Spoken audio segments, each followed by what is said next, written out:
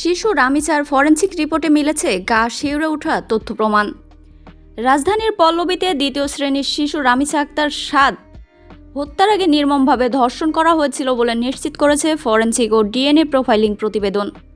DNA পরীক্ষার চূড়ান্ত ফলাফলের ভিত্তিতে পুলিশ নিশ্চিত করেছে যে মূল অভিযুক্ত সোহেল রানাই রামিচাকে পাশবিক নির্যাতনের পর শ্বাসরোধে হত্যা করে। গতকাল শনিবার সিআইডির ফরেনসিক ইউনিট এবং শহীদ সোহরাওয়ার্দী মেডিকেল কলেজ হাসপাতাল কর্তৃপক্ষ মামলার তদন্ত কর্মকর্তার কাছে এই ময়নাতদন্ত ও ডিএনএ পরীক্ষার চূড়ান্ত প্রতিবেদন হস্তান্তর করেছে। তদন্ত সংশ্লিষ্ট উচ্চপদস্থ সূত্র জানিয়েছে, সরকারের বিশেষ নির্দেশনা অনুযায়ী গত রবিবার 24 মে বিকেলের মধ্যে আদালতে এই মামলার চূড়ান্ত অভিযোগপত্র চার্জশিট জমা দেওয়ার জোর প্রস্তুতি চলছিল।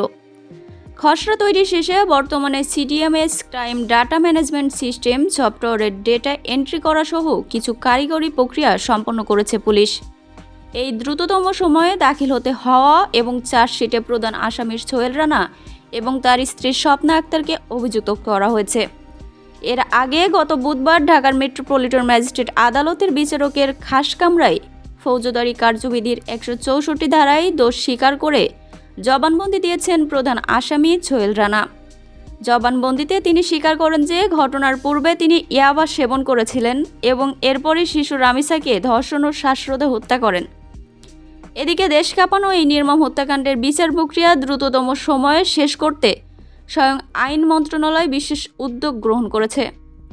আইন ও বিচার বিভাগ থেকে জারি করা এক বিশেষ প্রজ্ঞাপনে জানানো হয়েছে, ঢাকা মহানগর শিশু সহিংসতা দমন ট্রাইব্যুনালে রাষ্ট্রপক্ষে মামলাটি অত্যন্ত গুরুত্বের সাথে পরিচালনার জন্য অ্যাডভোকেট আজিজুর রহমানকে বিশেষ পাবলিক প্রসিকিউটর পিপি হিসেবে নিয়োগ দেওয়া হয়েছে।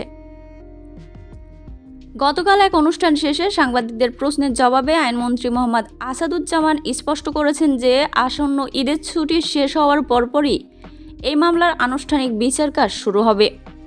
গত 19 মে পল্লবীর একটি বাসায় পপুলার মডেল স্কুলের দ্বিতীয় শ্রেণীর ছাত্রী রামিচা আক্তারকে ধর্ষণের পর হত্যার এই বর্বরোচিত ঘটনায় সারা দেশে তীব্র ক্ষোভের আগুন জ্বলে ওঠে।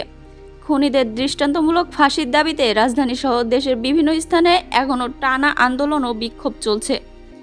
ঘটনার পরদিনই নিহত শিশুর বাবা আব্দুল হান্নান মোল্লা বাদী হয়ে পল্লবী থানায় মামলা দায়ের করলে পুলিশ দ্রুততম সময়ে 2 আসামিকে গ্রেপ্তার করতে সক্ষম হয়।